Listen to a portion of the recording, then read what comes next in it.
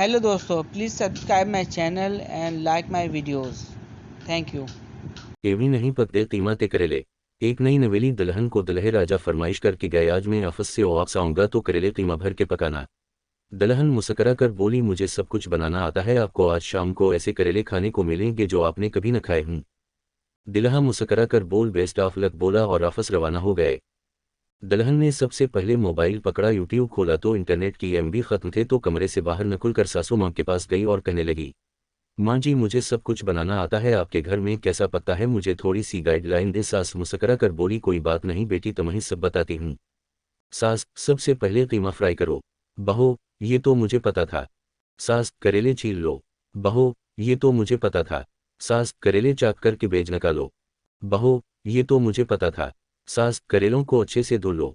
बहू, ये तो मुझे पता था। सास, सुन सुनकर पक चुकी थी, ये तो मुझे पता था, ये तो मुझे पता था।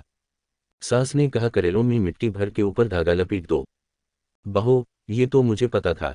सास ने कहा, कीमे में मिट्टी वाले करेले रखकर कुछ देर के लिए पकने दो। बहू, ये तो मुझे पता था। दुल्हा साहब दफ्तर से घर लंच करने पहुंचे तो करेलों की खुशबू सूंघकर रहा न गया और दुल्हे ने कहा, खाना लगा दो। करेले देखने में बहुत बेहतरीन और खुशबूदार थे। शोहर ने जैसे ही लुकमा लिया तो मुंह सारा मिट्टी से भर गया। शोहर ने पूछा, ये खाना किसने बनाया? बीवी बोली, मैंने अपने हाथों से बनाया है। शोहर ने गुस्से में बीवी को जोरदार थप्पड़ गाल पर रसीद कर दिया, जिस पर सास बोली, ये मुझे पता था। मॉरल ऑफ दी स्टोरी, केवी नहीं पकते कीमा ते करेले।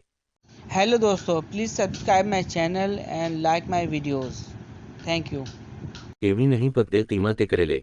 एक नई नवेली दुल्हन को दुल्हे राजा फरमाइश करके गए, आज मैं ऑफिस से वापस आऊंगा तो करेले कीमा भर के पकाना। दुल्हन मुस्करा कर बोली, मुझे सब